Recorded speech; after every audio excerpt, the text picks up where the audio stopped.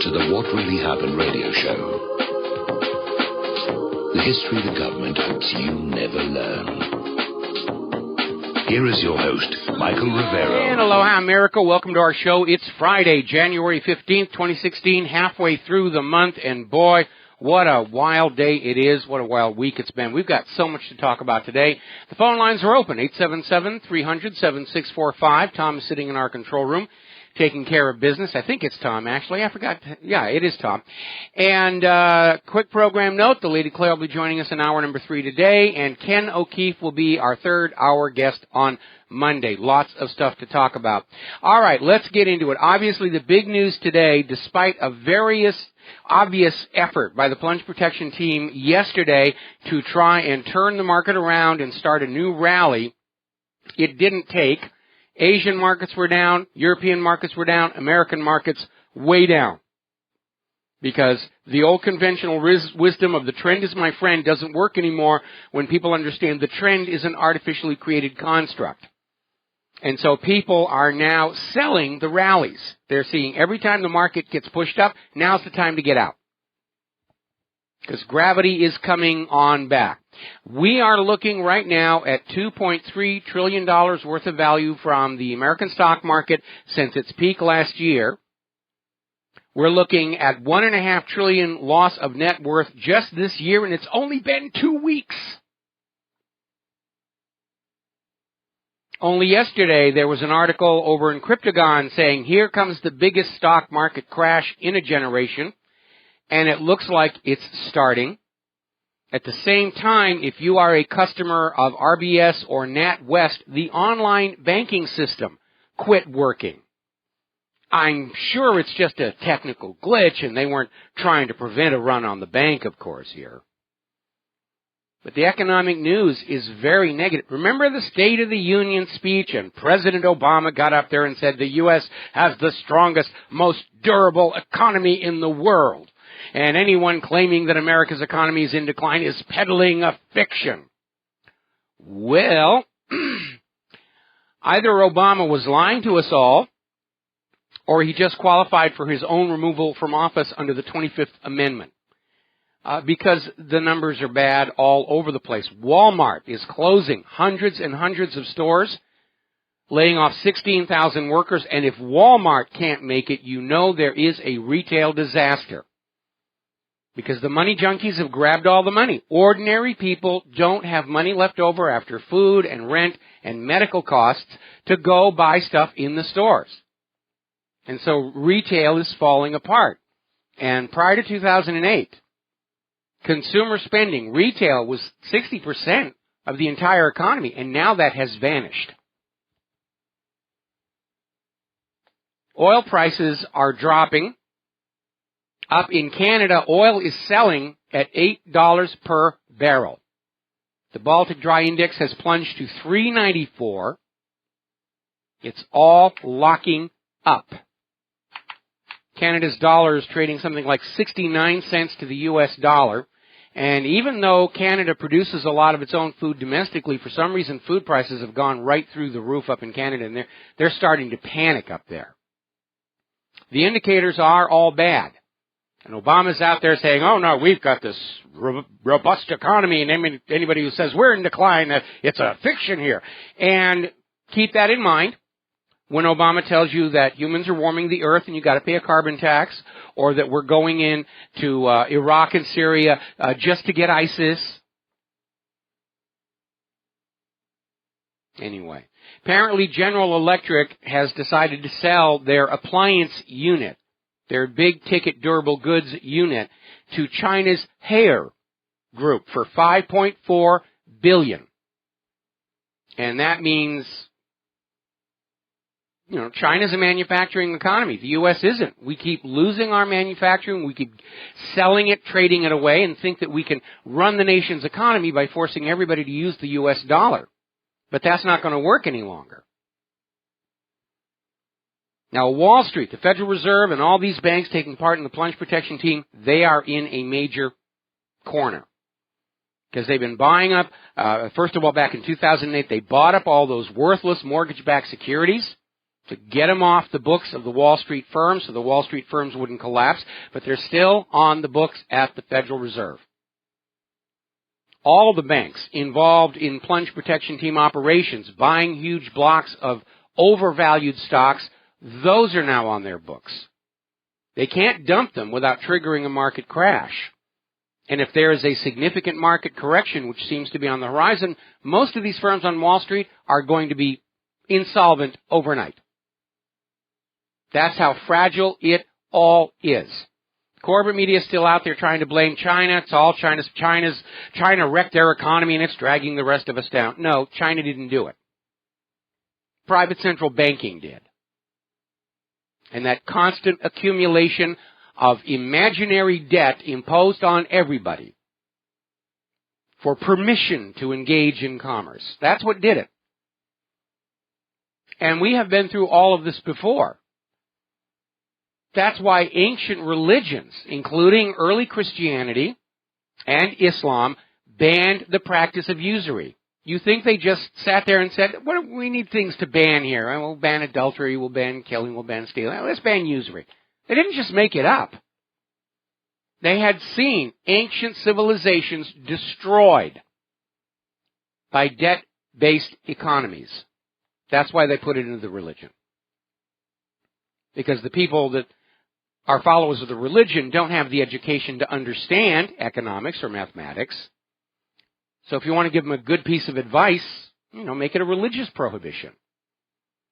Ever notice how many dietary rules there are in Judaism and Islam, for example? Those are actually good practices for the most part. So you're not eating things or doing things that are bad for you. Look how much hygiene is written into these religions. They had a reason for doing all of that. And the same thing with the ban on usury. But let's go and blame China because we need a war with China to distract everybody from all of this economic nonsense. And next week they'll try and jam up that market again because they're stuck. If the market goes down, they are going to be insolvent. But the more they create new money out of thin air to prop that market up, the more global trust in the dollar will erode until people just say, "We don't care how many bombs you got. We're not going to touch the dollar. We don't want it anymore." And we're all going to be living in Zimbabwe land, walking around with pieces of paper in our pocket printed $100 trillion. And people will be using those for toilet paper because that's all they're going to be worth. Over in Great Britain, the Labour Party has announced a change in policy. They're dropping this whole austerity nonsense. They want to focus on strengthening the British economy rather than making the European private central bankers richer than they already are. David Cameron, of course, is over on the other side. He is absolutely adamant that he is going to enslave the people of Great Britain to the European Central Bank because fascism rules. Now, Goldman Sachs has agreed to a settlement over the fraudulent mortgage-backed security scandal back in 2008. And they've agreed to pay the U.S. government $5.1 billion, which the U.S. government is going to spend on the U.S. government, not on you, who got cheated by Goldman Sachs. Much of that $5.1 billion will come off Goldman Sachs taxes. So that tax burden will get shifted onto you, the American people. And once again, the poor are made to pay for all losses. Isn't fascism grand? Now, Apple Computer may be in trouble because over in Britain, they were taking advantage of what they thought was a tax loophole up in Ireland. And the European Commission is saying, actually, no, that doesn't work. And Apple may be on the hook for $8 billion in back taxes if the European Commission rules against them.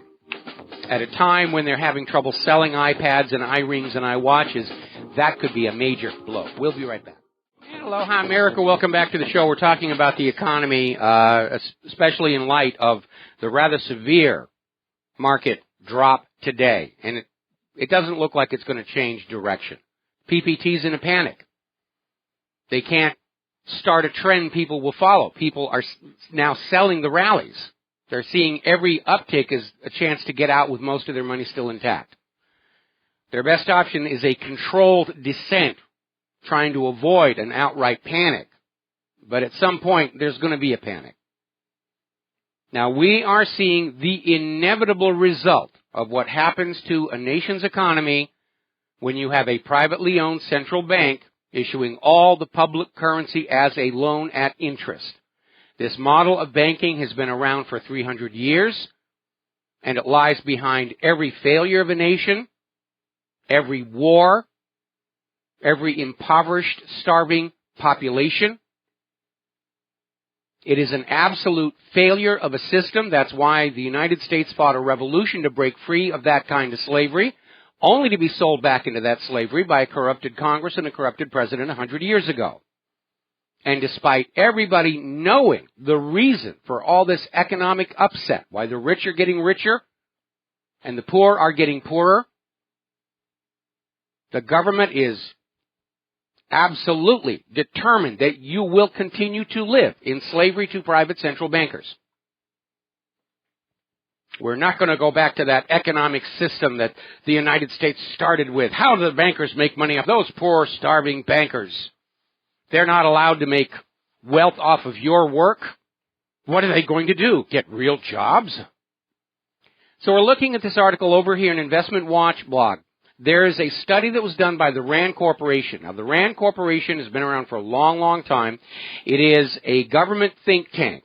When the government needs a problem solved, one of the places they go to will be the RAND Corporation that comes up with the big world-changing plans.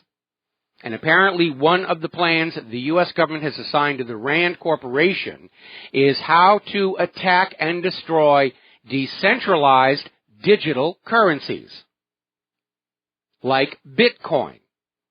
They want to destroy any other possible means of conducting commerce other than the U.S. Federal Reserve note. And they're spending your tax money trying to figure out how to take Bitcoin away from you. Remember when they went on the attack against the Liberty dollar and the Ron Paul dollar? And they shut it all down on the basis that it was counterfeiting because it used the word dollar, which was nonsense. Zimbabwe was using the word dollar. So was Canada. It was all about shutting down an alternative means of commerce that the private central bankers cannot make profit on. That's what it's all about, protecting the monopoly of private central bankers. And they're using your tax money to keep you enslaved to this private central banking model. Now, if you actually still have a significant amount of money in the bank, you might want to think about getting it out while you can. During the market slide today, we actually heard comments coming out of the Federal Reserve that maybe it's time for negative interest rates, which means when you have money in a savings account in the bank, instead of the bank giving you money for the use of your money, they'll be nibbling off a little bit every month for the privilege of having your money in their bank. Complete reversal. When I was a kid, you put money in a savings account, you put it in there to grow. Now you put it in there, and it's just like that cartoon out of South Park. Oh, it's gone. Poof.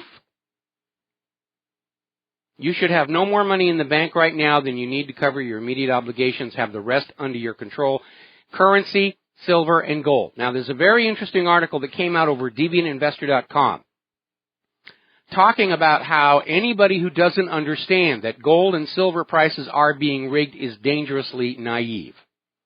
And reminding us all that gold went for $21 per ounce when the Federal Reserve was established.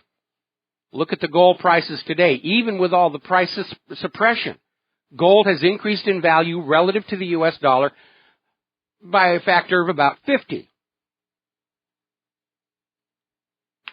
Now, the government and Wall Street want to find some way to force you to keep your money in the bank or in the stock market, where the money junkies can play with it at will, even grab it if they need to save themselves. They don't want you to have the freedom to have your wealth under your own control. Oh, you can't be trusted with your own wealth. That's just not going to happen. That's why we hear all this talk about a cashless society.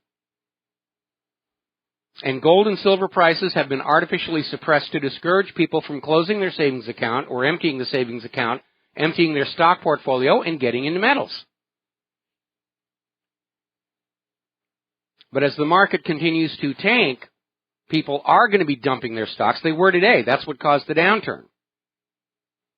And they're going to be looking at silver and gold. And at some point, all the rigging in the world is not going to be able to overcome market forces of supply and demand. And metals prices are going to start climbing spectacularly. But you shouldn't even be thinking about silver and gold investment in terms of profit. Okay? Just think of owning silver and gold as protection against any more government and banker-induced losses.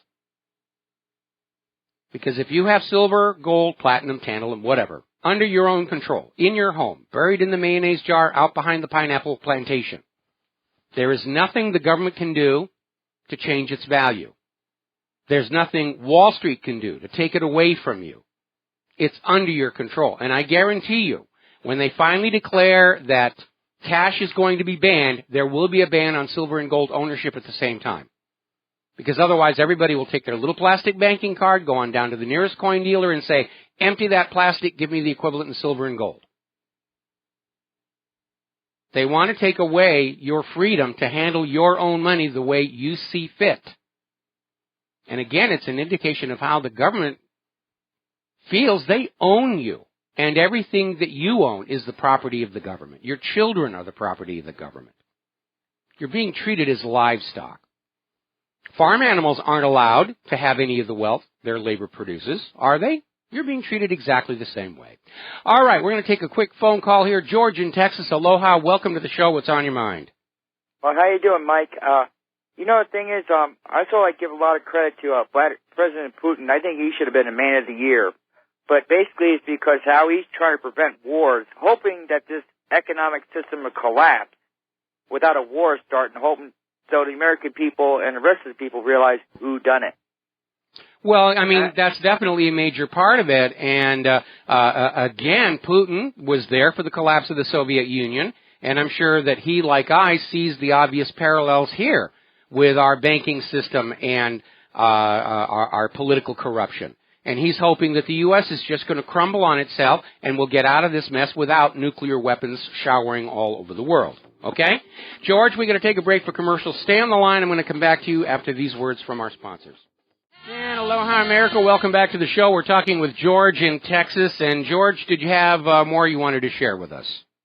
But, yes, I just, I'm looking forward to this whole system collapse. It's not going to be easy, Another thing, Mike, I work for one of these big box stores I'm not going to mention, but I could tell you one thing. During the Christmas season, I could tell if the store's busy or not when I walk in the parking lot, just seeing how many shopping carts are still parked outside. And, a good portion of them are. And I'll tell you one thing, it's like I can see the writing on the wall with these big retailers. And, these big corporations, I think they're going to really collapse too. A lot of these corporations trying to impose on our liberties. I was hearing about, these insurance companies wanting to get us into these driverless cars. I don't really think it's going to go anywhere because I even know a mechanic in town that has the technology to get rid of those black boxes in our cars, so we no longer get taxed by tomorrow. Oh, but yeah, see, you're not allowed to touch those black boxes. That's a violation of the Digital Millennium Copyright Act. We're going to give you a car that will take care of you and assess fees and everything for you. And it really is becoming a dystopian society here. But it is reaching a breaking point for the simple reason that all of these things that they're doing, whether it's forcing us to buy things we don't want, like Windows 10, or all the rest of it. You will buy Obama health insurance. You will buy this. You will buy that. It breaks down at the point where the American people simply do not have any more money to buy anything, even if the government is screaming at them that they must buy it. By imperial order of His Obama-ness, you will buy this jar of blue mud and you will rub it into your navel to prove that you're a loyal American. I don't have the money for the blue mud. Okay? It's really come down to that. And that's where all these plans by the money junkies to keep themselves rich on the labor of the American people break down. Okay? As costs and taxes and fees have gone up and wages and salaries are driven down, we have no more to give. And another thing, too, I talked to a local police officer. an FBI questionnaire is going on to police officers saying if Obama declares a civil emergency, will you go out and confiscate the guns? And, really? You know, yes. I'll have to ask some of my friends in HPD about that. I mean, that's very alarming, and I would imagine, if there's going to, if I'm being an optimist again, when the stock market sinks below the point that makes all these Wall Street firms insolvent and the economy really starts coming apart, the government's going to want to cling to power somehow, and they're not going to be able to do it when you have 300 million Americans, 80% of whom are armed, deciding it's time to fire this government. And I do not want to see blood in the streets of America. I have tried to find a way to avoid that for more than 20 years. But unfortunately, it takes everybody willing to make peace and only one tyrannical government willing to engage in murder of its own population to retain power and to create a civil war. And that's really where we're going to be. Well, the police officers said they're not going to go along with it. Well, I'm glad to hear that, and I'm sure probably most police officers won't go along with that. I know that years ago there was this combat arms survey given to the Marines who are exempt from posse comitatus, or not that would apply anymore in this dictatorship. And they were asked, would you confiscate guns from the American people, and if they resist, would you kill them? And the Marines answered in the affirmative, but I knew one of the people who'd been at 29 Palms who said, we put down on the test what our officers clearly wanted us to put down there, but the vast majority of Marines would not take part in gun seizures, would not fire on their own American citizens. Most military people that I know are as strict constitutionalists as I am. And, if Obama starts getting on out there and says, national emergency, take the guns, we could actually see a military coup in this nation. Because I'm hearing a lot of frustration from the rank-and-file military, including mid-level officers who said, this is not the United States we swore an oath to protect. Well, the only time I would support a military coup, if they had an interim civilian president to take charge until the election next year. That's the only time I would support a coup. Well, with a military coup, it's not like you and I would be given a choice in the matter anyway. But I do know that what the course the nation is on right now is unsustainable. Okay, because it is built on this illusion in Wall Street and Washington, D.C., that there's still plenty of wealth out here in the hinterland for them to grab and keep their little pyramid scheme central bank going a little bit longer. But again, because of economic globalism, when it comes down, it's going to come down everywhere at the same time. And humanity is going to have a once-in-a-lifetime opportunity to stand up and restart human civilization on a foundation rule: no more private central banking. No more private banks loaning the public currency into circulation. That's just a mechanism to enslave people and to allow the bankers to harvest the wealth produced by the labor of ordinary people. And that's not freedom. It's not a republic. It's not democracy. It's slavery. It's feudalism. It's serfdom. That's what they're trying to bring back. Well, I just hope we get back our ill-gotten gains from them. We're going to have to, I hate to be this way, we're going to have to start over building new gains for ourselves, but at least we'll be in a society that allows us to keep the majority of our work product, rather than insist we live under austerity and surrender everything else our labor produces to the money junkies who just gladly take it, give nothing back for it, pile all the wealth up in the middle of their living room, roll around on it naked, and have orgasms. Well, another thing, too, I'm putting a petition on to get on the county ballot, and this is what the county ballot's going to say, that for gun confiscation of Social Security recipients or veterans, that the government can come in and take the guns, but first the government has to go into the local court and prove these persons to be incompetent, by adjudication. Well, in the case of the Social Security recipients, they're specifically targeting Social Security recipients who have already been designated as unable to handle their own finances. And so they've already got a just cause there. I don't think there are that many Social Security recipients who are that deteriorated, who can't handle their own finances, who represent a serious threat to anybody around them, even if they have a gun. They probably can't even remember where they put it. But, the issue is they want to take guns away from the law-abiding American citizens who are just fed up with what's been going on in this country. That's really what it comes down to. Well, have a good weekend, Mike. All right, thanks an awful lot. We're going to switch over to Damien in New York. Aloha, Damien. Welcome to the show. What's on your mind? Hey, Michael. How you doing? TGIF? Yes. So this whole thing with Wall Street and everything, so Wall Street's an enabler. You already know all this, but what's going to happen, it's not going to be a Wall Street crash directly. It's going to be that second house, that housing bubble is going to burst first, and it's going to do the same exact thing as it did the last time. The only difference is that the bars are already lowered, so things are going to be set down further, and it's just going to be completely crushed. So it's not going to come directly. It's already been implemented. It's already there. It's just a matter of time when that bubble bursts, and that's what's going to bring down Wall Street. Well, there's a bunch of bubbles out there. There's a new housing bubble they created. There's the student loan bubble, the auto loan bubble, and lurking behind all of that, of course, is the derivatives exposure.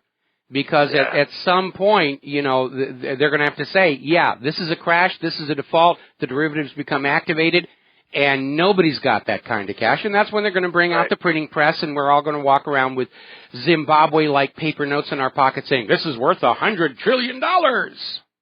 Yeah. So the other thing I wanted just to say briefly... I'm going to have to put you on hold. Damien, I'm going to put you on hold. We've got to take a 4-minute break for commercials. I'll bring you back after these words from our sponsors. Aloha, America. Welcome back to the show. We're talking with Damien in New York. Damien, you had one more point you wanted to make. Yeah, thanks, Michael. I appreciate giving me the time to speak a little further. I just want to say, and I'll make it brief, unions. I'm curious to know what your opinion is on this. So unions, to me, I feel they're a very important part. I mean, my grandfather and my relatives, it was something that they really, if they didn't have, they would not have had fair wages and fair conditions at all. And it seems to me that if you're not going to allow unions, which basically are a private entity, if you're not going to have something like a union to protect workers' rights, wages, all these things, benefits, et cetera, to be able to negotiate these things, then you're going to have the government step in. So it's really ironic to me to have, different people, whether it's, Republicans or Democrats or whomever, whether they want more government, less government, whatever, ideally it's always better to leave it up to some other system where they can employ people independently and other people are making money, and this way this is more money that's coming into the system. So, okay, yeah, there's a problem with unions as far as they're not great across the board, and of course there's some level. They're a mixed blessing, and let me cut you off here. Go ahead. And you are absolutely right in that labor unions are a counterforce to financial pressures to drive wages and salaries down, even though driving wages and salaries down also drives down spending at the consumer level at the bottom of the pyramid. But unfortunately, money junkies are not known for having an overview of what's going on. They're just looking at their own stockholders' report, their own profitability, and they're hoping that the government or the imaginary playmate in the sky will somehow make it all work. A lot of them still subscribe to the theories of Adam Smith, who said that being personally greedy for yourself improves the system as a whole, even though Nobel Prize-winning mathematician John Nash completely disproved that theory in his doctoral dissertation. Now, that being said, unions are a mixed blessing. They're a common target for organized crime, and they very often lead to protectionism. This is certainly true in Hollywood, where my own personal interactions with unions throughout the year have been entirely negative. And there was certainly a blight on my life. With the musicians union was the same. Yeah, because they inevitably get protectionist. They support nepotism. The children of the existing members get those open slots, and the unions are not progressive because they are protectionist and they resist change until it becomes very obvious there's something new on the horizon, and then they move to grab it. And we went through that with computer animation, because when I started with computer animation, it had just begun. And we weren't even treated like we were real filmmakers. We were those people up in the valley who make these pretty pictures that go into our movies, but they're not real filmmakers. They're not real Hollywood. And then, of course, following Jurassic Park, it was very obvious that computer graphics were going to be an indispensable a part of the future of filmmaking. And the unions came on in and started carving it up and saying, well, we're going to be in charge of this, and this other union's going to be in charge of that. And they started chopping up the production line into little pieces to hand out union cards and collect union dues. And a lot of people like myself, who had actually created much of this technology, all of a sudden found that we were not allowed to be hired to work on things that we had actually come up with in the first place. And it was very frustrating and very angering.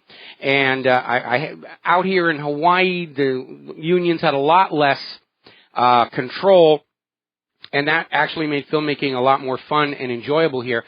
But I recognize abstractly that unions serve an important function to balance the needs between keeping the working class well paid so that they can power the economy. But again, my personal experience with unions was entirely negative, and that's just the way it is. I mean, for me, it was the same thing. But then, what does that lead you to? Does that lead you to the government stepping in and they're being the ones, or just basically flat out creating laws? No, well, because the government inevitably sides with the money. All governments eventually succumb to fascism. I mean, look at like Mattawan. And that whole thing where the government was looking the other way while private contractors came in and shot the protesters. But eventually a union, when it becomes powerful enough, it's just another form of another government, and it succumbs to the same corruptions. So, I think we have to take the stance that we're willing to put up with some of the negative aspects of unions in order to get the benefits that come with them. It's not a black and white situation. There's a lot of gray there. But I do think we do need to have trade unions. I would like to see them being less protectionist and less exclusionary. But that, again, comes out of my personal experience in Hollywood, where, I did a lot of work that, should have gotten me a union card, and then somebody pulls a technicality and I'm kicked out again.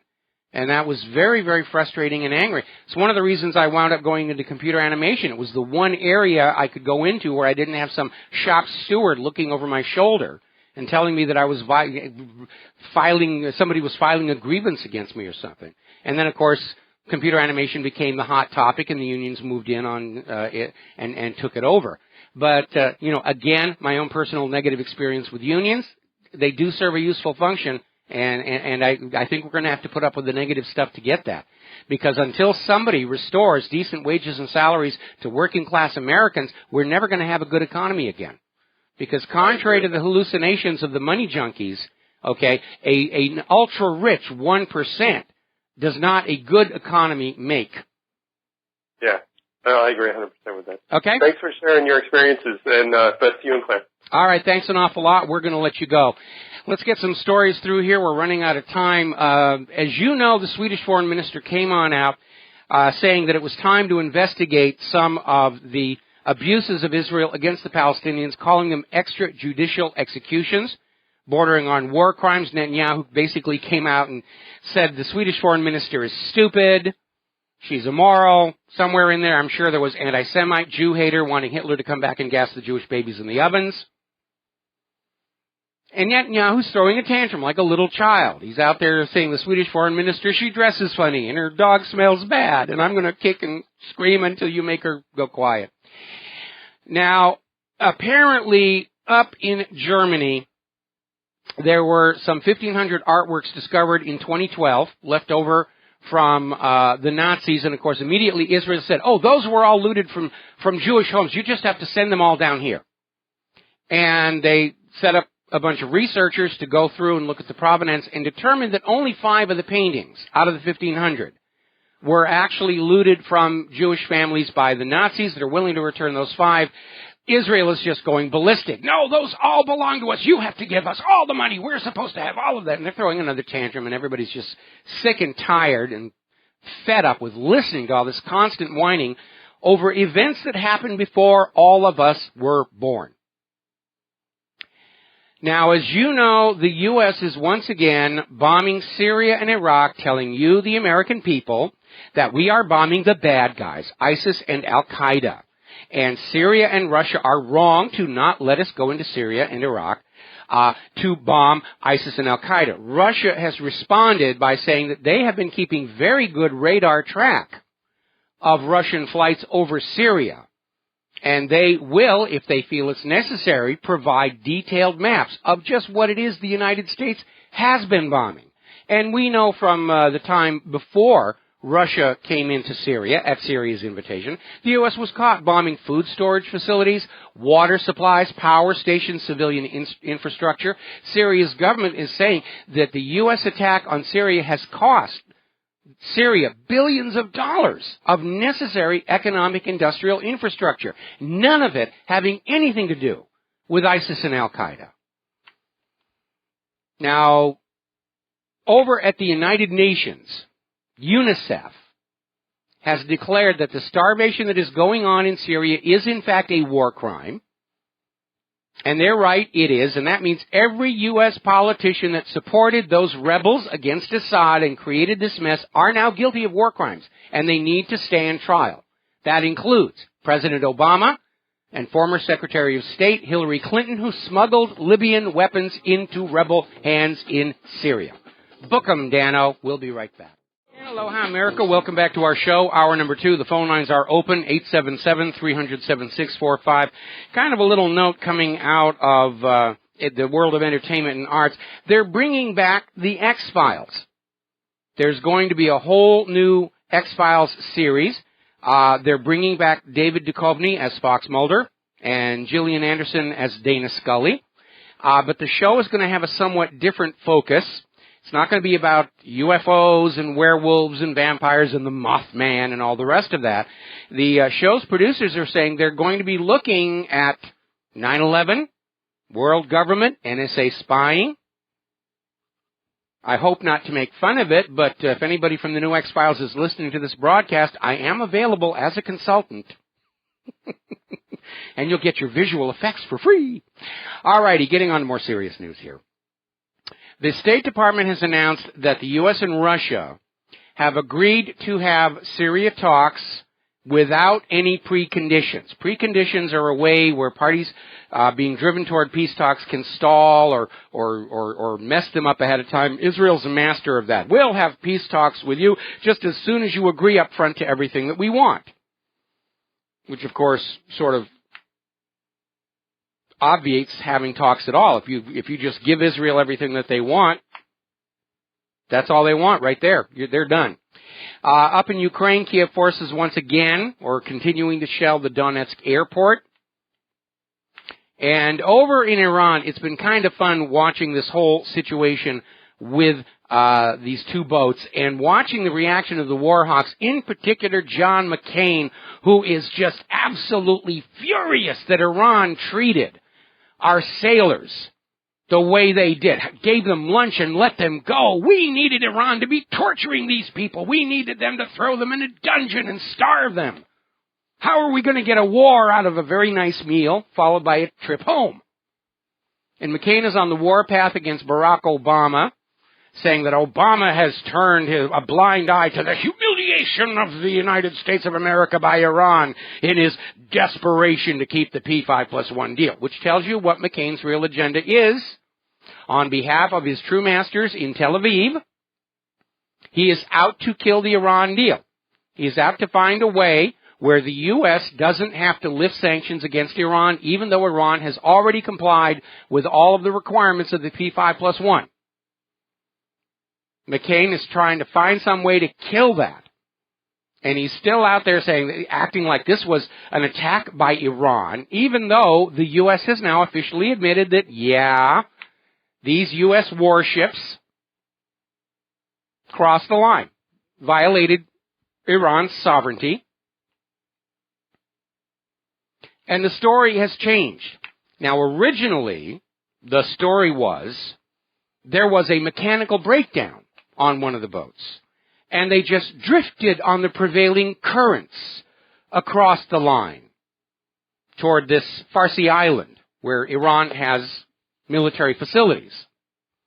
Well, somebody looked at a map and realized the prevailing currents don't actually go that way, so the U.S. government has changed its story to say that a sailor on one of the two boats entered the wrong coordinates in their navigation system, and that's what took them both across the line, which is implying that the officers on the second boat weren't checking what was going on. But the U.S. government's already changing the story. No, our ships don't have mechanical failings. It was a sailor mistyped the coordinates, and they just let the computer take them in there without actually looking out the window and saying, hey, there's an island there where it ought not to be. One party has suggested that these two boats were trying to deploy some kind of undersea surveillance device to spy on the island. And the U.S. has done that a lot. They have used submarines to go on out and plant listening devices on undersea communications cables in the former Soviet Union. In fact, Robert Hansen, the spy, blew the whistle on one of those, and the Russians pulled up the cable, grabbed the listening device, and for a while they had it on display in the Moscow Museum of why you can't trust the United States government. They peek at everything, which we all know now is true. They're peeking at everything. We have been talking about the high cost and poor quality of U.S. weapons of war and why nobody should assume that because the U.S. spends more on the machinery of mass death than the next 26 nations combined, 25 of who are supposed to be friends, that does not guarantee a military victory. So now we have the U.S. Navy's brand new high-speed transport ships. These are catamaran hull platforms to allow the delivery of weapons and personnel at a very, very fast rate of speed into the littoral combat zone. $2.1 billion. And apparently there is a problem because at full speed, the bows of the two catamaran hulls can't stand high seas. They start to dent. And the U.S. Navy is now having to spend millions of dollars to go back in and reinforce the bows on these hulls so that they can travel at the designated speed they're supposed to in rough seas. How does it get that far along without somebody saying, hey, these hulls really aren't rated for rough seas? Here in Hawaii, we've had a tragic mishap. Two Super Stallion helicopters were on a training flight last night. They deployed from Kaneohe Marine Air Station, and off the coast of North Oahu, near Haleiwa, there was apparently an incident where both these helicopters crashed. 12 Marines are missing. They haven't found them yet.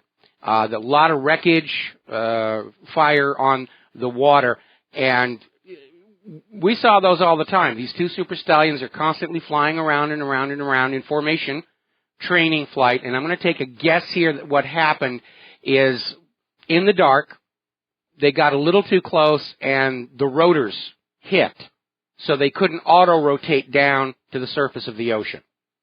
And I think that's probably what happened, and I don't think they're going to find very many survivors, if at all. So that's kind of a very, very sad thing.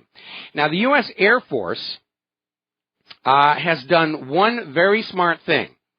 As you know, they were getting ready to retire the A-10 Warthog ground attack fighter to make way for a brand new, hideously expensive, dubious quality replacement. Well, that project is already mired in Pentagon red tape, and so the Air Force is saying that the retirement of the A-10 Warthogs is now delayed indefinitely, and they're going to keep them in service to deter Russian aggression, which is utter nonsense. But let's be honest, the A-10 is one of the few really effective ground attack platforms that the U.S. still has, and so it's actually a good thing they're going to keep those in service. Now, undermining that moment of intellectual brilliance, apparently the U.S. Air Force was going to celebrate Martin Luther King Day next Monday by having a fun shoot.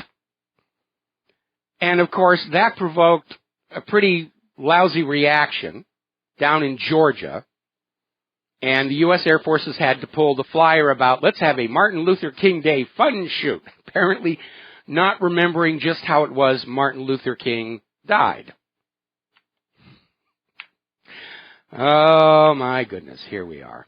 All right. We're going to start talking about the campaign and the candidates. It is getting interesting out there. We're looking at numerous online polls regarding the GOP debate, and unquestioningly, Donald Trump won by a landslide. He is way ahead, pulling further ahead. And he is so far ahead, it's starting to have some serious repercussions in the GOP. We're going to talk about that when we come back from these words from our sponsors.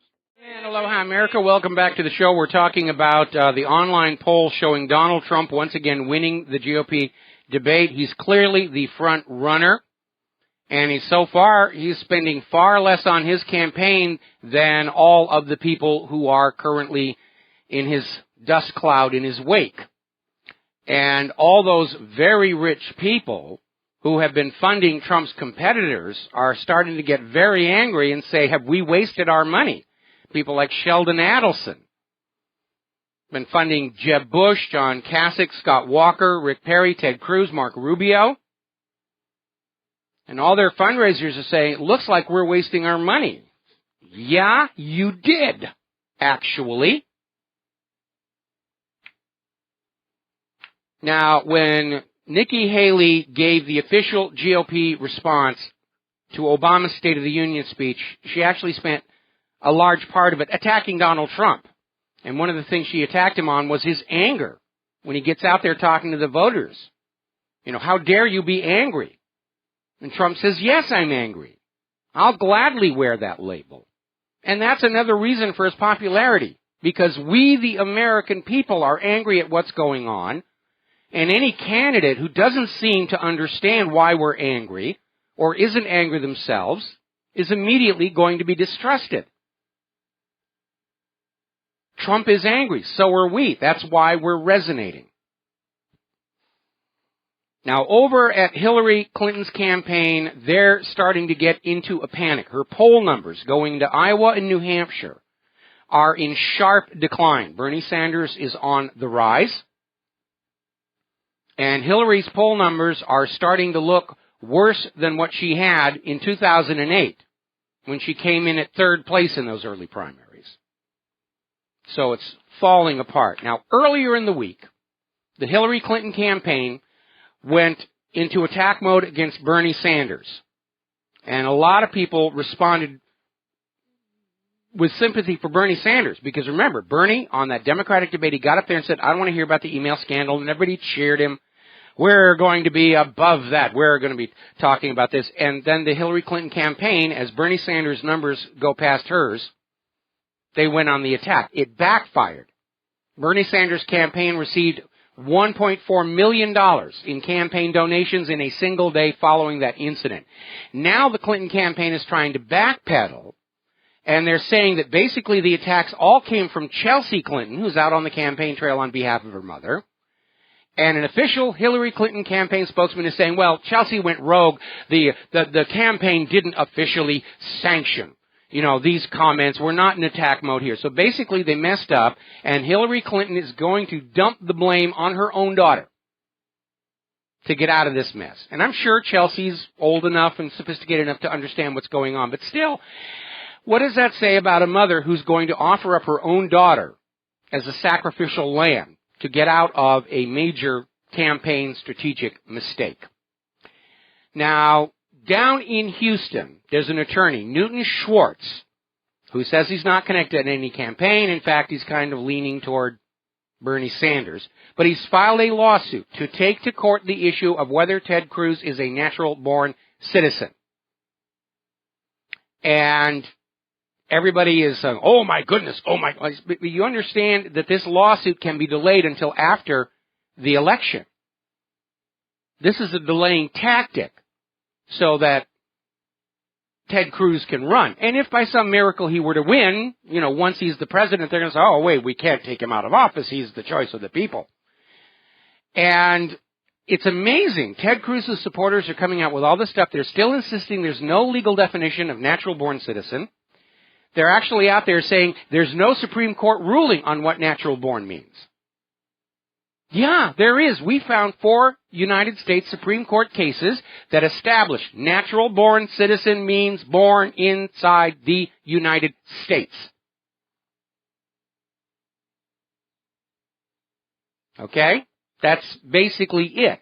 By trying to take it to court, it's a delaying tactic rather than simply say, he doesn't satisfy the requirement. Neither, for that matter, does Mark Rubio. But you can go back and look at the words of Chief Justice of the Supreme Court, John Kay, who was the person at the first Constitutional Convention who said we need a natural-born requirement for the presidency. It's not there for members of Congress, but it is there for the presidency.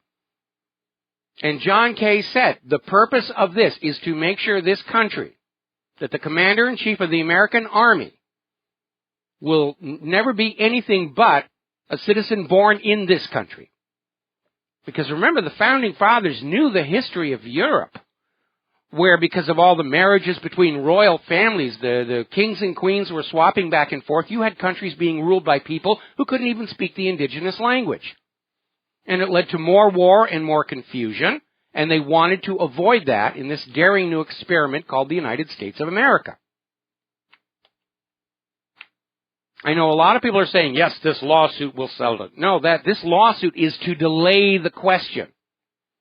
To say, oh, well, we don't need to talk about that. The courts are looking at that matter. We don't need to talk about that anymore.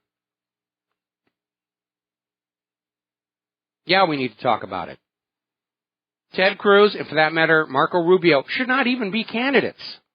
And shame on the GOP party leadership that they are willing to shred the Constitution. And by the way, I actually got an email from a Ted Cruz supporter saying that the Constitution should be thrown out anyway. We don't need the Constitution. We'll just make up the laws as we go along. The Constitution is invalid because of what the Founding Fathers did to the Native Americans. The Constitution is that contract between the American people and those we allow to act as custodians of our national sovereignty. Those are the rules. If you don't want to live under the protections of the Constitution, you're free to move to another country.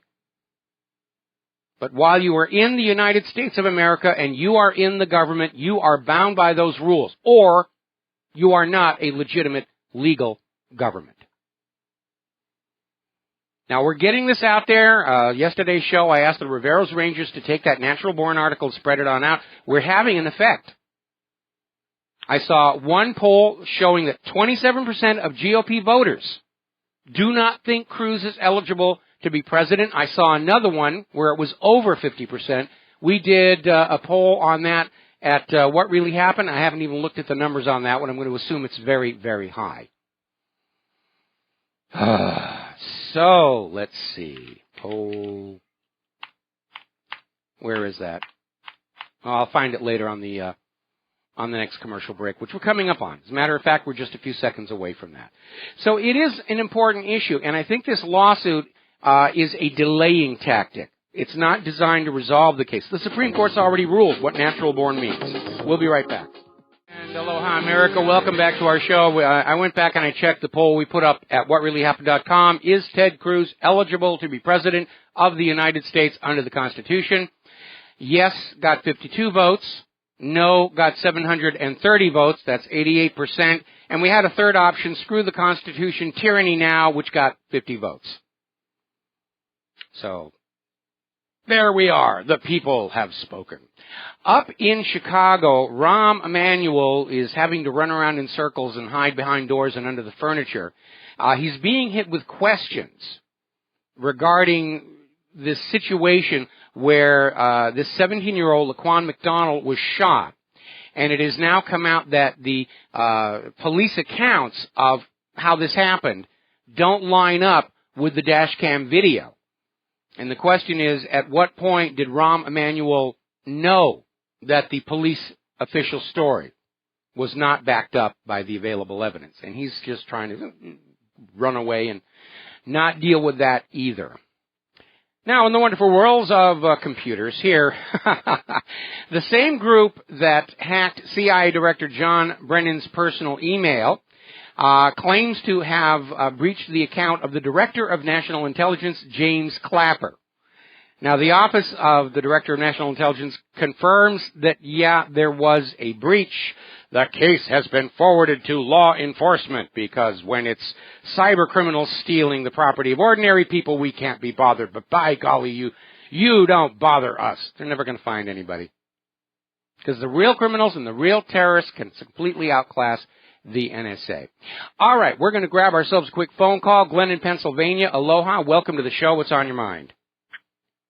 Hi, Mike. Sorry, a little bit hoarse today. Okay. I think you missed the point of the Martin Luther King Day fun shoot. Mm-hmm. In keeping with the present day political climate, the backgrounds of the targets were to be black and the head and shoulders silhouettes were to be white. It's funny, it's tragic, but it's funny. But it was an unfortunate combination of phrases here. And the Air Force has apologized, and they're renaming the event, and they've pulled the flyers and everything like that. But, on the other hand, at least there's a positive situation out there where they're actually allowing people to handle firearms. They could be air rifles for all that we know, but at least they're not having that knee-jerk reaction that all guns are bad. Right. Yeah, exactly. One other point I was going to make, and this is like a perennial one that keeps coming out. It just grates on me all the time. We keep hearing this commander-in-chief stuff. The commander-in-chief of the United States Armed Forces is the chairman of the Joint Chiefs of Staff unless and until a declaration of war is issued. And since this country hasn't had the honesty or the courage to issue a declaration of war since World War II, Harry Truman was the last president of the United States who legitimately held the title Commander-in-Chief of the Armed Forces. Yeah, that's a very interesting point here, because that would make the president since Harry Truman guilty of usurpation of those military forces. Of course, I've held that George W. Bush was guilty of that because he lied in his letter of transmittal to Congress activating the authorization for the use of force in Iraq. He lied by claiming Iraq had banned weapons of mass destruction, which they didn't, and he lied by saying that they were going after the people behind 9/11, which they weren't. And so by virtue of the fact that Bush lied in his letter of transmittal to the Congress, the authorization for the use of force wasn't legally activated because the letter of transmittal was null and void by virtue of the lies. And Obama sent him on out to be killed and crippled conquering Iraq. And that comes under the heading of the crime of usurpation, of taking the property of the people you work for, in this case the United States, and diverting it to your own personal purposes. Right.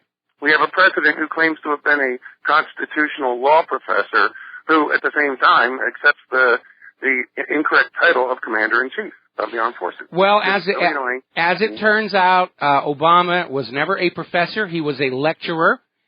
He only lectured about race issues in the Constitution once, and he was only hired to that position because coming out of Harvard, he'd had a book contract, which he never delivered on, that was talking about race in the Constitution.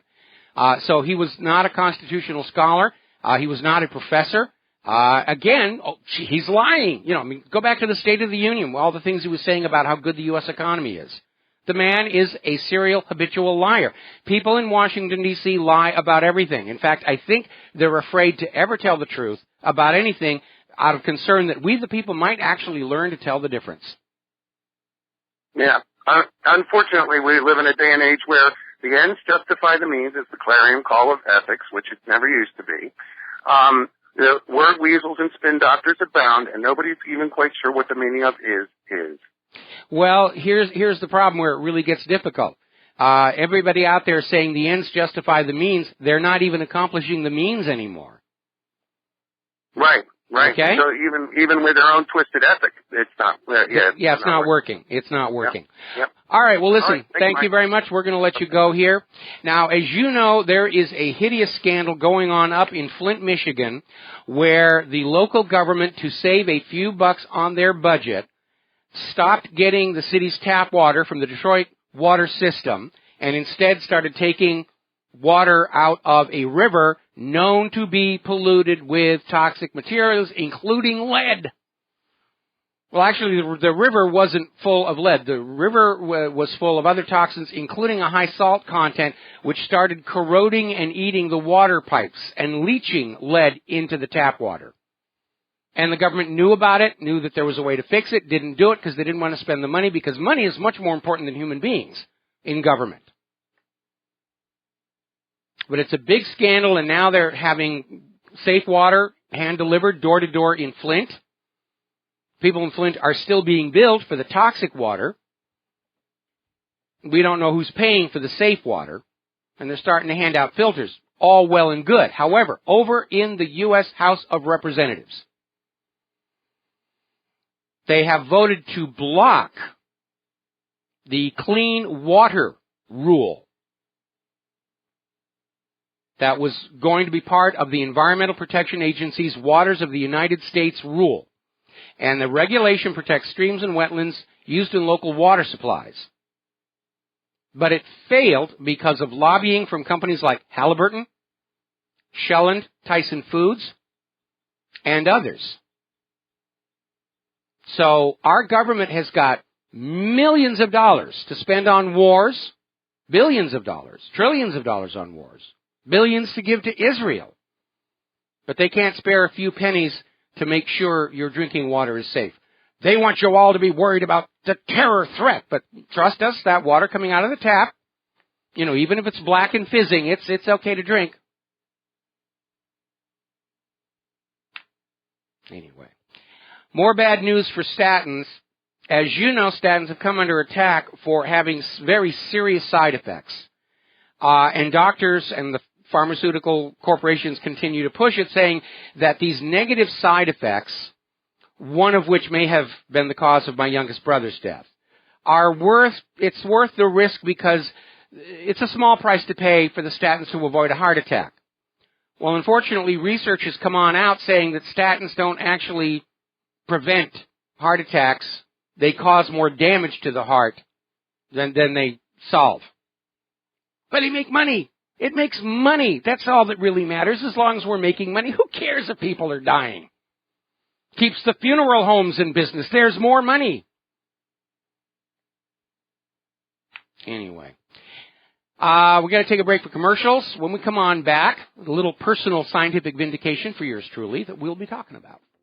And aloha, America. Welcome back to the show. And there was an article in Investment Watch blog, and it's an article put out today, but it's using as its foundation an article that actually appeared in the London Times back in 1987, in which very quietly and with no media attention whatsoever, the World Health Organization admitted that HIV/AIDS came out of the campaign to eradicate smallpox in Africa.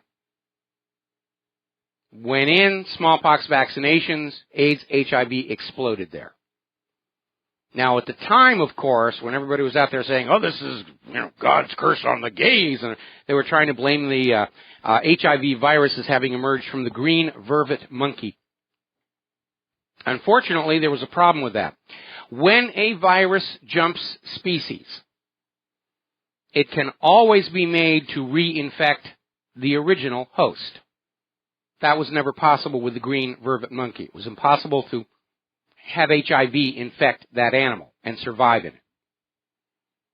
So something was being covered up, and apparently in 1987 it was acknowledged there is a geographic link between the smallpox vaccination campaign and the emergence of HIV. Now, longtime listeners and readers will recall that I have suggested the real origin of the HIV was a botch-up during the smallpox vaccinations program in Africa. It was an accident. It was not created to get the gays. It was not created to depopulate the world. It was an accident. Now, in the African smallpox vaccination campaign, they did not manufacture the vaccine in modern Western laboratories and send it in there. They set up facilities right there on the ground in Africa, which were less than ideal. They weren't sterile. They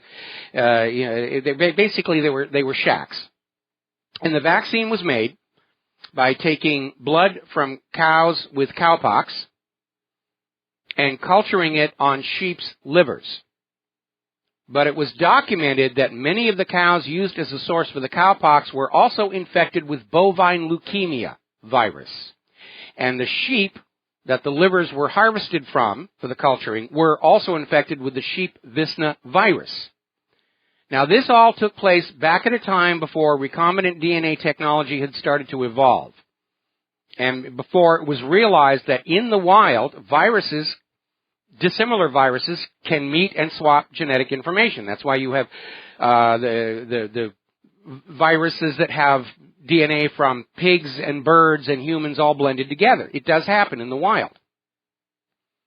And so this culturing process of blood contaminated with bovine leukemia virus, cultured on sheep's livers with the Visna virus, was an ideal environment for these two viruses to merge. And the HIV virus does bear structural similarities to both bovine leukemia virus and sheep Visna virus. And now, apparently, the World Health Organization is sort of hemming and hawing and hedging that, yes, HIV does seem to have had some connection with that African smallpox vaccination campaign. Unfortunately, also for the World Health Organization, just hours after the World Health Organization declared Ebola over in West Africa, they've had another victim.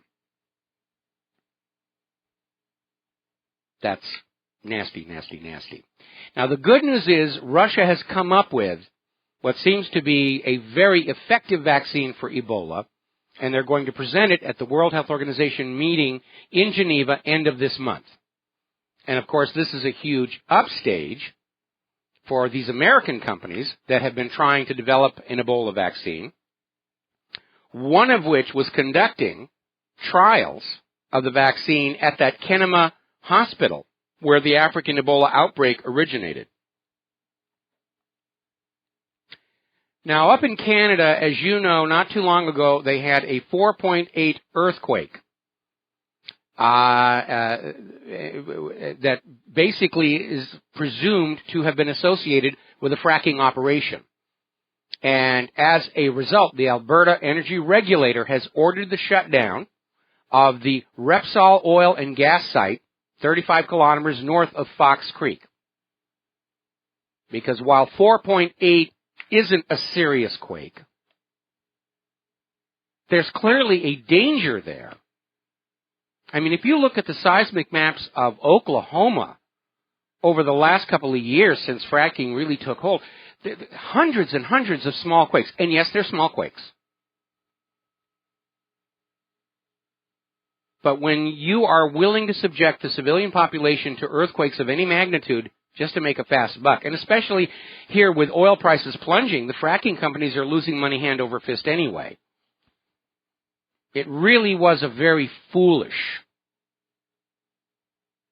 policy to follow. Now, over in California, Governor Jerry Brown has declared a state of emergency over that massive methane leak at Porter Ranch. They're saying it could be worse than British Petroleum. It's harder to see unless you're looking at it in infrared, but there's now confirmation that the methane pouring out of that well is in fact radioactive, whether it's carrying radon gas with it or whether the carbon inside the methane has been made radioactive by all the nuclear waste from that laboratory just 10 miles to the southwest. They're not really sure, but it's a problem. And they don't know what they're going to be able to do about that. The infrastructure of our country has been allowed to rot to the point of collapse, whether it's the gas pipes underneath Simi Valley, the water pipes in Flint, Michigan, the roads, highways, dams, and rails have all been allowed to crumble. Because the government that takes your money wants to spend the money on itself and on its friends in Wall Street and Israel and to make war across the face of the globe. They don't want to spend it taking care of you. You're just not important. You don't matter. You're just there to give them more money, breed new workers, and breed new soldiers. Just because they take most of your money is no reason for you to think that they owe you anything, of course. What do you think this is, democracy? Now, one other claim that Obama made in his State of the Union speech is he went back to that 97% consensus opinion on human-caused global warming. Now, the only study which actually asked scientists about human-caused global warming was done by the American Meteorological Society in 2013. They only came up with 52% of their members who thought global warming might be influenced by human activity. Among professional forecasters, the number was down to 38%. Nobody came anywhere near 97%. It's another made-up fact to sell a carbon tax, just like Obama was lying about the economy. By the way, the global warming cult has come up with an explanation for why the actual raw satellite data has been showing there's no global warming for nearly 19 years. The satellite data is lying. It's a plot. The satellites are in a conspiracy to hide global warming from you. The satellites are all taking money from the oil and coal companies. I'm not kidding you. That's what they're actually saying. NOAA is on that team. They're out there saying, we've got this nice report showing global warming is continuing, and we can't show you the science behind it, but take our word. This is what's going on, and pay no attention to the raw data. You don't want to look at the raw data. The satellites are lying to you. I mean, fraud does not get any more obvious than that. And one more time, I've read the Constitution cover to cover. There is nothing in there that allows any agency of the U.S. government to lie to you for any reason whatsoever. Certainly not about the weather and climate. Okay, we're coming up here on our top of the hour news and commercial break. When we come on back, the lovely Lady Claire will be joining us for the rest of our Friday Kaahumanu show. So we're going to take a break here, and I'm going to go chase down the Lady Claire, and we'll be back talking about some of the things that have been going on from her unique point of view, and I saw her little talking point. She's got a lot of important stories. So we're going to take a break for our news break and our commercials, and we'll be right back. Aloha, America. Welcome to our show. Hour number 3. The phone lines are open, 877-300-7645. And for those of you watching on BAM User, this gorgeous creature sitting behind me is the lovely Lady Claire with her unique perspective on the world. Before we get to her, though, I do want to take this one phone call that's been waiting very, very patiently. So we're going to go here to Mo in Florida. Aloha, welcome to the show. What's on your mind? Aloha, Michael. Thank you for taking my call. Hello, Lady Claire. How you doing? Quite well, and yourself? Good. Claire, you bring that feminine touch to this show. Keep everybody sane. Thank you. In my case, that's a real challenge. So what's on your mind today? You have to have the yin to your yang, you know. You keep your hands off my yang, okay? So, Mo, what's on your mind today? You guys compliment each other. That's a good thing. No, I'm asking, my question is this. Do you remember who sent the Israelis off and got them out of the country? Remember who that guy was? You mean after 9/11? That was obviously George Bush. No, Chertoff. Oh, yeah, that's right. Chertoff just grabbed, the dancing Israelis, 3 of whom were identified as Mossad agents. That's right. Michael Chertoff kicked them out of the country. He's the head of Homeland Security. Yep. Mm-hmm. That's right. Yeah, but I just thought it was very, very interesting because, every time you go through the body scanners, you go through, his company, right? Yeah, I mean, Michael Chertoff just has become a multimillionaire off of all this booga-booga terrorist scanning. As director of Homeland Security, he said all airports must have scanners, they must have gloves, they must have, swabs and all the rest of it. Then he quits his government job and he starts a company that sells all the things he just ordered the government to buy, and he and his friends are rich. They're laughing their way to the bank, and all at your expense. A dual Israeli citizen. Do you know what the name Chertoff means in Russian? I have no idea. Please enlighten us. The devil. I am not kidding you. I heard it somewhere and I looked it up. It says the word devil is translated into Russian as Cert, C-E-R-T, after substituting the Cyrillic letters for English, letter by letter. So in Russian, it means basically when you say Chertoff, you're saying the devil. Well, it certainly seems very appropriate. Anyway, Mo, we're going to let you go here. Thank you for the phone call. Happy Friday, and we're going to get on back to Claire, and your first story is? Okay. There are some things going on with Saudi Arabia's invasion of Yemen. And it may not be going all that well. And I noticed today that there has been a severe escalation. Egyptian soldiers are arriving in Yemen to join the Saudi-led coalition. And it's about 800 Egyptian soldiers with troops, tanks, transport vehicles will most likely participate in military operations in the area of Marib and Taiz.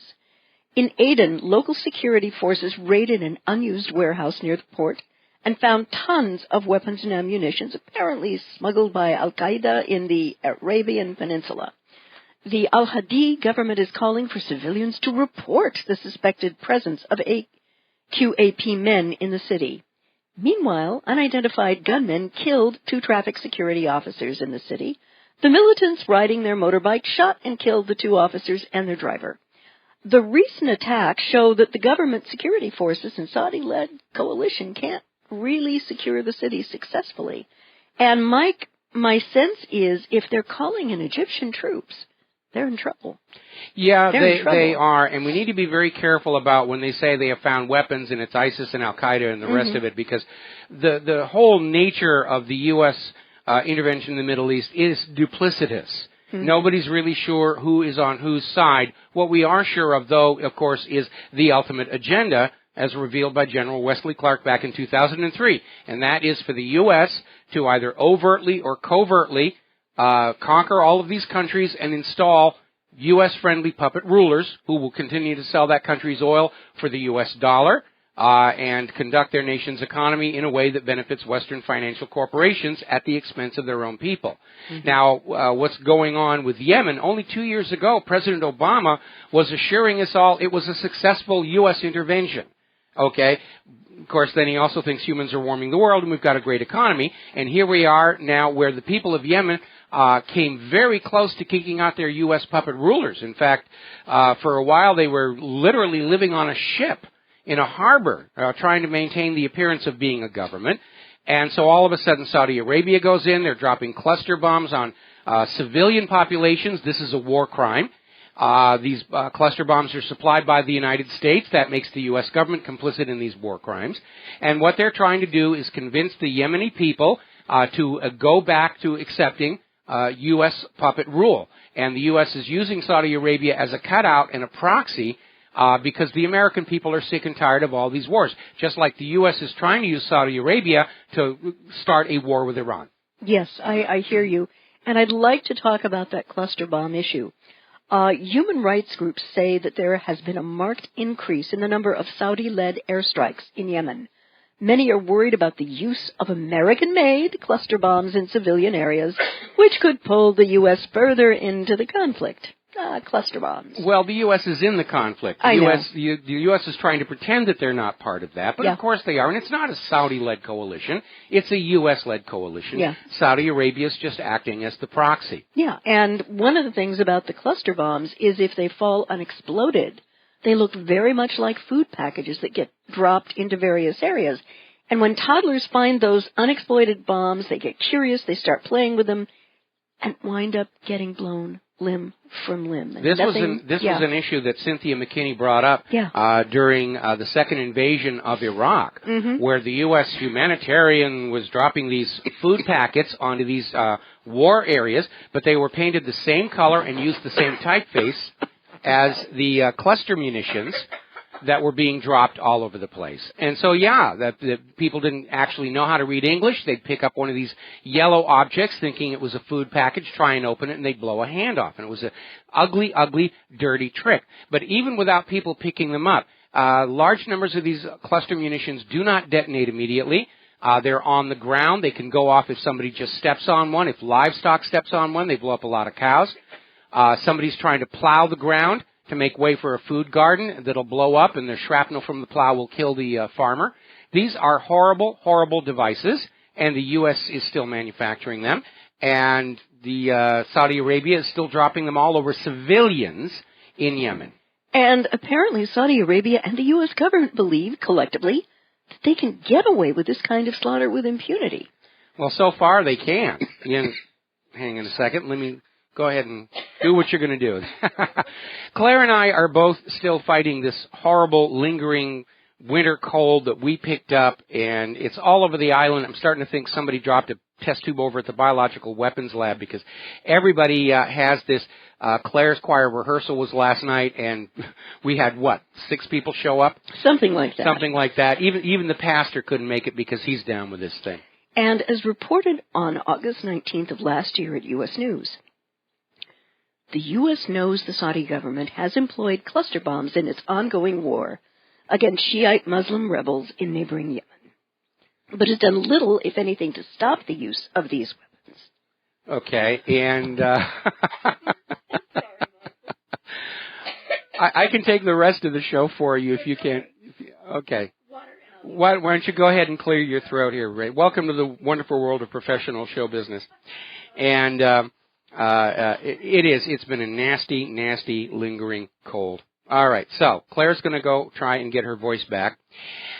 Interesting little story. Actually, no, we're coming up on a commercial break. I'm going to hold the story off until after we come back from that. And after these words from our sponsors, I will be back. Claire may be back. Okay, she's back. So we're going to take a 4-minute break for commercials. We'll be right back. And aloha, America. Welcome back to the show. And you wanted to talk some more about the evils of these cluster bombs, and they are. I mean, they are banned by most countries. But the civilized countries, yes. Which, of course, explains why the U.S. continues to manufacture and sell them, because it's money. It's more money. Yeah. And who cares if a schoolyard of children gets shredded up? It only proves how good it works, and we'll sell more of them. But if the Saudis have, in fact, been using cluster bombs in Yemen, this tactic has most probably been signed off on by no less than our President Obama, recipient of the Nobel Peace Prize. And we know that because the President has the authority to immediately suspend weapons sales to any country that is using those weapons inappropriately. Yeah. And the absolute rampant hypocrisy here about the utter and complete disregard for human life is just another demonstration to me of the utter disconnect between Obama's public persona and his the ends justifies the means approach to the genocide of the Yemenite people. Because the Yemenite did not like the government-mandated thug the U.S. put into power in the last election. Well, by golly, we're going to make them love our thug. And Mike, pop quiz, on Yes. the last election in Yemen, how many names were on the ballot? 1. That of al-Hadi. Yes. I mean, folks... I wonder if he's going to win. Democracy? Hello? I don't think so, you know? It's terrible, and this continued policy of intervention is doing nothing more than making the U.S. look like a pariah in the eyes of the world. Okay, you heard what they just did in Israel, right? The Likud just called off the next election. There's nobody really running against Netanyahu. Oh, yeah. So we're just going to declare he's, El Presidente de Life. Yes. Okay. Next. The next thing I'd like to talk about is 2 smoking guns, FBI on Hillary's case. And this was written, it came up in antiwar.com, for which I have a lot of respect. And it was written by Andrew Napolitano. And what he says is before she was entrusted with any state secrets, indeed on her first full day as Secretary of State, Clinton received instruction from FBI agents on how to guard them. And she signed an oath swearing to comply with the laws commanding the safekeeping of these secrets. She was warned that failure to safeguard secrets, known as, drumroll please, espionage, yes, would most likely result in aggressive prosecution. Now, in the case of others, those threats have been carried out.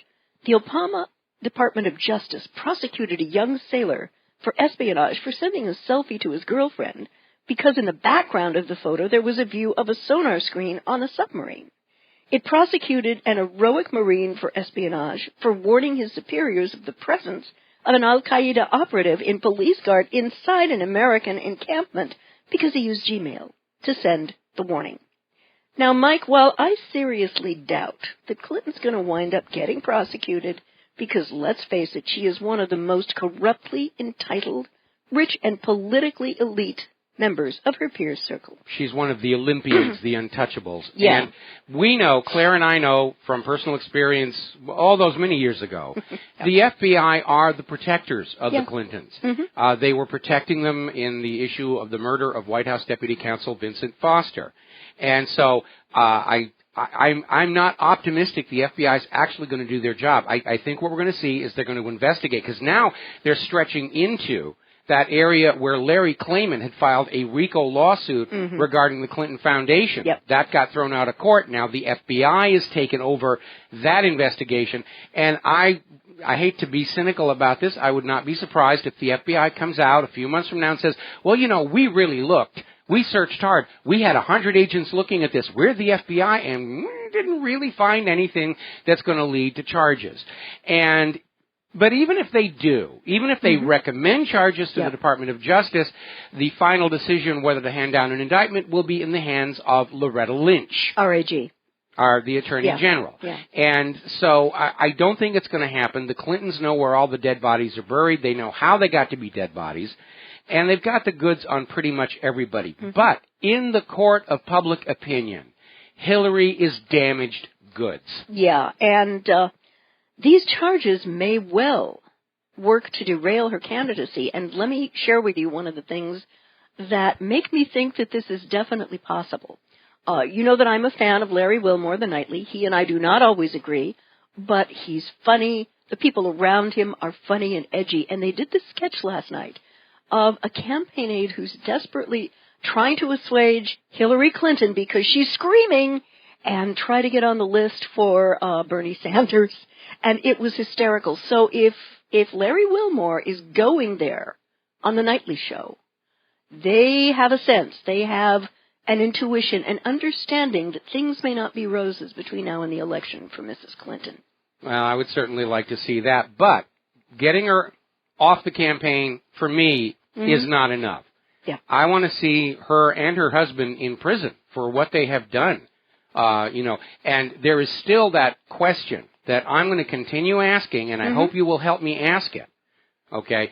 Was Hillary Clinton repeating the 1996 Chinagate scandal by selling U.S. secrets, classified information on her weak email server? It had weaker security than Ashley Madison, one totally open known access point, and using her charitable foundation, which actually doesn't do a lot of charity, to collect and launder the payments. It's the perfect setup for espionage, for selling U.S. secrets for money. And we know the Clintons did it once before, back in 1996. And the silence from both the government and the corporate media on this possibility is deafening. Absolutely. Absolutely. The next thing I'd like to take a look at is bobbing down to Israel and Gaza. Hamas has warned Israel of military escalation in Gaza after an airstrike. The Palestinian resistance movement, Hamas, has warned Israel of military escalation after an airstrike on the besieged enclave left at least one dead and 3 others wounded. The movement's spokesman, Sami Abdu Zuri, said in a Wednesday statement that the Israeli occupation is fully responsible for the recent aggression on the Gaza Strip. And Hamas movement warns the Israeli occupation is escalating this aggression. And I would like to hope, I'd like to send a message to both Hamas representatives Sami Zubi and Israel's Prime Minister Netanyahu. If the policy here continues to be an eye for an eye and a tooth for a tooth, soon everyone's blind and toothless. Thank you, Gandhi. Yeah. What I would pray for, and in fact I'd like to invoke his name right now, is a Gandhi for both sides of this conflict who will understand that violence only begets more violence. Of course, this is the result that the Israeli government wants as the justification for more serial genocide against Palestinians and annexation of more Palestinian land. And to Hamas, I would remind you of the lessons of history in Gandhi. He got the British out of India through nonviolence. Please think about that. Okay, we got to take another break for commercials. I see somebody's ringing up our phone lines, and we'll be right back. And aloha, America. Welcome back to the show here. And before we go back to Claire and her points of view, we're going to take another phone call here. Peter in Los Angeles. Aloha. Welcome to the show. What's on your mind? Hey, Michael. I just wanted to note a couple of things that have happened within the last couple of weeks. The first one, we know that Netanyahu in Israel is basically setting himself up to be president for life. Basically, only democracy in the Middle East, and it's they're not going to have any elections. He's until 2023, anyways. Secondly, I wanted to point out that they're talking about expanding the apartheid wall even further. Third, I wanted to say that Netanyahu just yesterday, the day before, came out and said he's calling for an end, prohibition on the Muslims' calls to prayer in Israel, the occupied territories as well. You know, where they have the chance, yes. And everybody, and then for the people who don't remember, the Israeli government admitted to the forced sterilization of Ethiopian Jews that were the falashas, yes, the falafel Jews. And one more thing, I would like to mark the passing of Alan Rickman. Yes. Oh, yeah. One of the great bad guys and good guys. He was good at everything. He was also a very, very courageous man. And back in 7 or 8 years ago, he produced a play called about Rachel Corrie. Yes. In London, and a Jewish guy going against the grain, and he paid, as you very well know, an enormous price monetarily when they shut it down. Yeah. Yes. But he tried, and what a courageous guy to get, not only a great actor, but a real courageous man. Well, it was a shame. He got typecast as the bad guys in Robin Hood and Die Hard and everything. But yeah, when he put on that play, I Am Rachel Corrie, it showed a huge moral courage. And yeah, he lost a lot of money when it was shut down because it's anti-Israel. You can't do that in London. You can't criticize Israel. And fortunately for Alan Rickman, his contracts on the Harry Potter series were signed, and they couldn't basically renege on those. But outside of Harry Potter, Rickman really didn't get a lot of work, after he did that play. And anybody who's been in entertainment, who has stood his ground against Israel, knows that you take your career in your hands when you do that.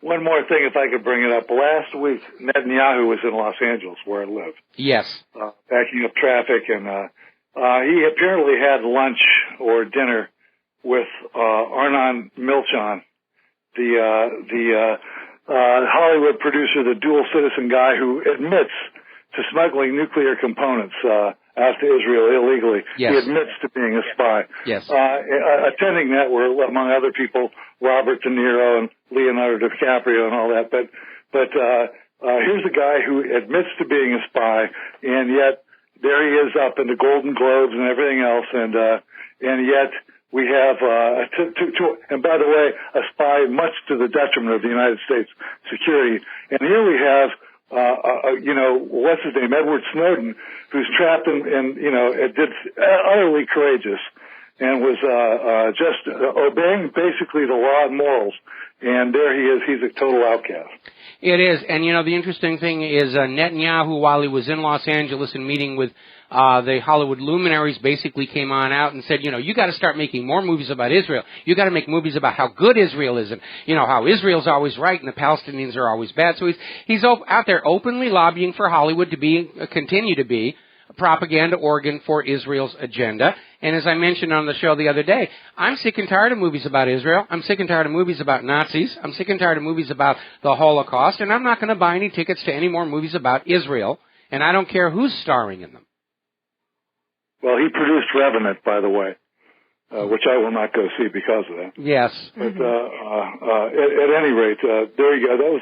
Just wanted to say that, and have a great long weekend, and hope you're feeling better, Claire. You still sound great. Thank you so much. I appreciate that. I'm working on it with every antioxidant known to humankind. Okay, here, have another lollipop here. We've got these lemon and Manuka honey lollipops. Manuka honey heals. I know it does. That's why I'm flinging one at you. Okay. All right, Peter, we're going to let you go here, and, Claire is showing she's a real trooper. She's out here, and by the way, getting back to Alan Rickman, little trivia for those of you who don't know. In the first Die Hard movie, at the very end of the movie, when Alan Rickman's character falls from the top of the building, and he's got this amazing look on his face, and how the director got that is they told Alan Rickman they were going to drop him on the count of 3, 25 feet onto an airbag, which was painted green for the green screen. And then the director tells the stunt wrangler, let him go on 1. And that's how they got that on his face. They took him totally. I imagine Alan was probably a little upset about that, but sometimes directors do that to get these kind of reactions from people. Yeah. All right, what is your next story? Well, this, sweetheart, is from the Department of You Cannot Make This Stuff Up. Mike Huckabee, presidential candidate, made the observation, poor Americans will be better off if we treat them like we train dogs. I am not making this up, I swear to heaven. Republican presidential candidate Huckabee argued on Thursday that the common sense way to improve the economy was to treat taxpayers with the same techniques used to treat dogs. And he said, that's how I raised kids. It's how I trained our dogs. And folks, it's not that difficult. But his tax policy has determined that Huckabee's plan would actually punish the poorest of Americans. The problem is that very high-income households only spend a fraction of their income, while low- and middle-income people spend all or most of what they make, the Tax Policy Center observed. A sales tax, by design, exempts a large share of income at the top. If it includes a prebate to protect people at the bottom and doesn't add to the deficit, then it must raise taxes on people in the middle. And I just have to say, Huckabee is never someone for whom I ever had warm, fuzzy feelings to begin with. But liked dogs, Governor? Well, see, what's going on here is Mike Huckabee is actually a bondage freak, and he wants to see every American with a black leather collar around their neck and little chrome studs and things.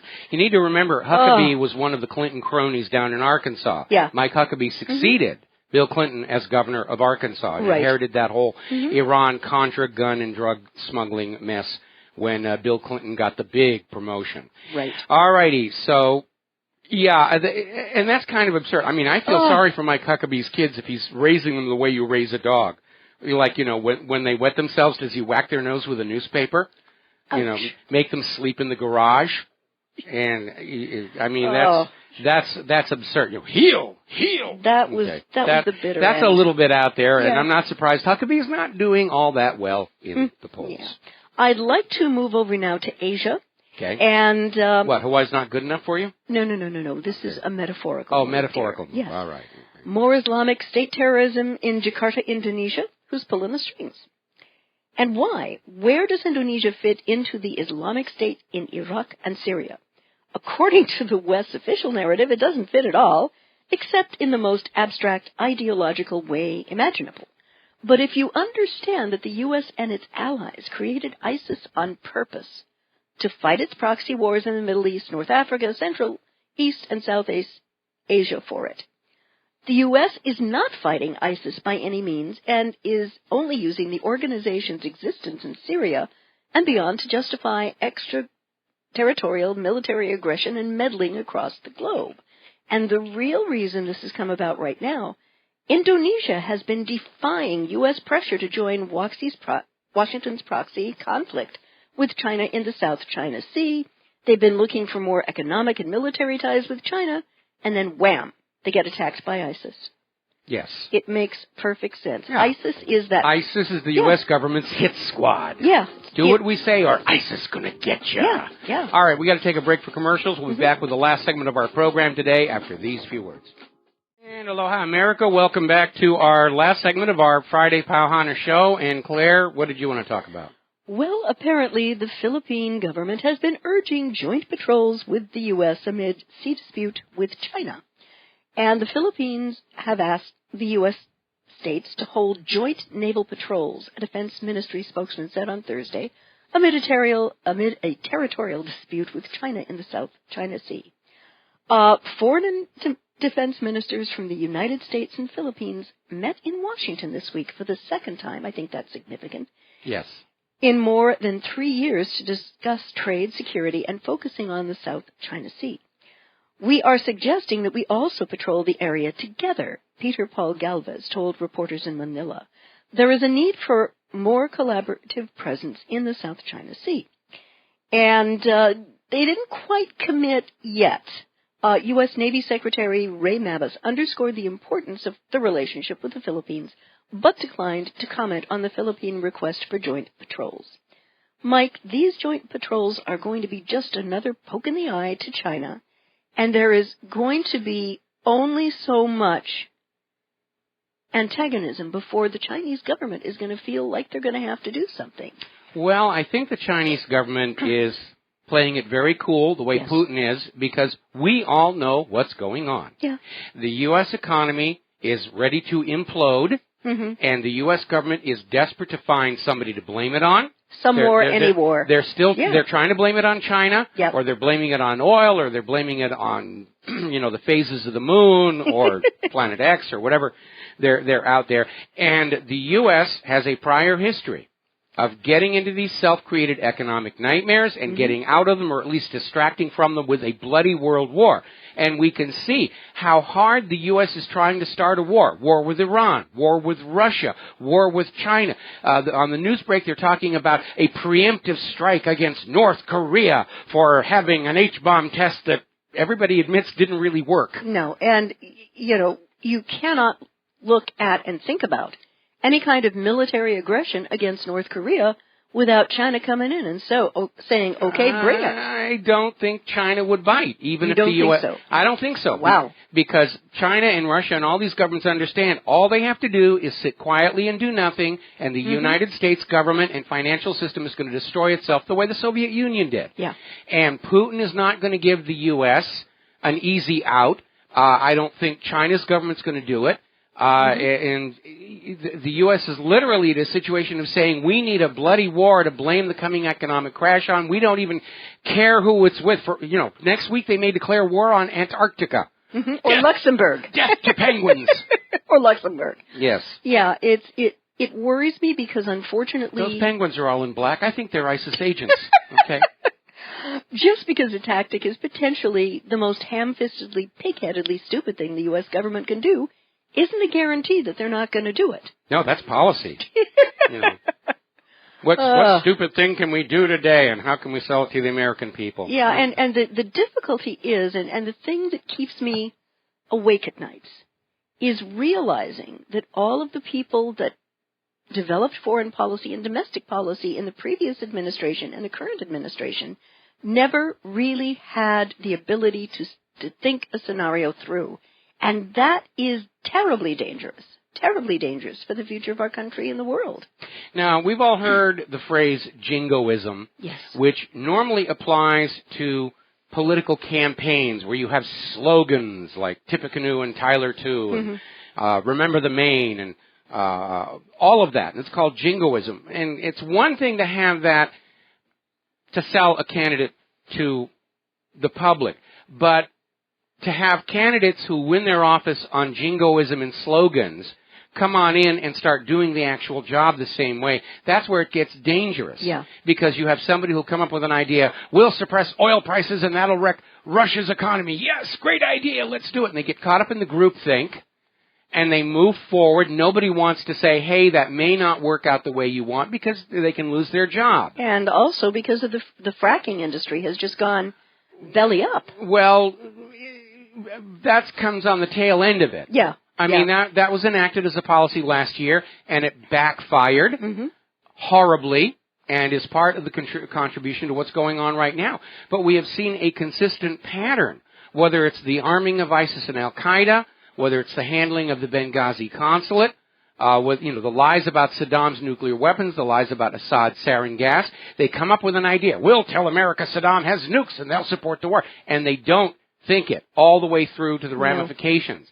Good policy analysis, consists of writing three separate analyses. Best case, everything goes our way. Worst case, it's a total flustercluck. Middle case, we get some of the breaks, what we're going to do. And then you take that middle case and you annotate it with the other two, saying this is what's going to happen here, could go this way, could go that way. Then you have something that is a thorough analysis of the potential upside and downside of what you're getting ready to do. But we don't see that kind of careful, deliberative thinking. We see almost a knee-jerk foreign policy that's being dictated by Israel and designed with a dartboard. And it's just been one muck-up after another, after another, after another, after another. And it betrays that what we have in Washington, D.C., is a political ruling class that has all the money they need to hire the very best analysts they can, but they don't want to listen to them. They're true believers. We serve a higher purpose. We have a greater wisdom. We're going to do this. And they have really messed it up. Now, when General Wesley Clark blew the whistle on this program to dollarifierize all the Middle Eastern oil nations, the original plan called for its conclusion in 2008 with the capture of Iran. Obviously, they are way behind schedule. They've blinked and missed. Worse, the plan never allowed for the possibility that some of these nations being conquered might actually try and kick their puppet regimes out, which has been a growing problem ever since Iran succeeded in doing it in 1979. It's been a leitmotif in the region. Because all of a sudden countries are saying, we can kick out these U.S. puppets. Let's do it. And so now the U.S. is in Iraq for the third time. They're in Afghanistan for the third time. They're in Yemen for the second time. They're in Libya for the second time. They still can't quite get into Syria. They have not gotten into Iran at all. And the nation is bankrupted. Our stockpiles are drawn down. And nobody's got the courage to stand up and say, we've blown this policy. It is a failure. Yeah. And if we go any further, we are going to get a world war. It is inevitably going to involve nuclear weapons, and the U.S. is going to lose it. The U.S. cannot prevail conventionally against Russia and China, especially with all this horrible, defective, expensive, ineffective weapons, like we were talking about that catamaran ship earlier today. And analysts are saying that even if it goes nuclear, the U.S. cannot win. All we can do is blow each other up. I'd kind of like to avoid that, and I think most sane people would.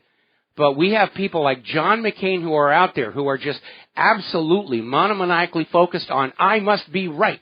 We have to do that. I mean, he's literally frothing at the mouth over the fact that this incident with these two boats did not bring about a conflict with Iran. Yeah. And when you have people who are that monomaniacal, they've lost their objectivity. They can't really analyze what they're doing. They're not committed to Israel. They're out there kicking the mule, pushing the buttons. Yeah. And these are the people who lead nations into complete, absolute disasters. Yep. Whether it's Mussolini or Pol Pot or, well, John McCain. He's of the same ilk. Yeah. You know, if he gets his way, he's going to wreck the nation. And we're going to have a lot of smoldering ruins where our finest cities used to stand. Yeah, absolutely. Okay, we got about a minute left before the show is over. Got anything to share with our people for the weekend? Yes, I do. With the debacle that's been the fall of the stock market this week, somewhere around you, you're going to know someone who's about to lose a job. Please be very kind to that person. If you're a gal or a gentleman who likes to cook up a little extra something that you know is really, really good, and just walk it over. Because there are going to be a lot of people going into a lot of world of hurt as a result of the downward spiral of this. And the other thing I want to share with you is really think about your ability to deal with a disruption in the supply chains on which you are dependent and start making preparations to deal with that. Yes. Because this isn't over. This is the beginning. Yes. There's the music. Time for us to get out of here. Have a happy, good weekend. We'll be back here Monday, Martin Luther King Day. So aloha, America.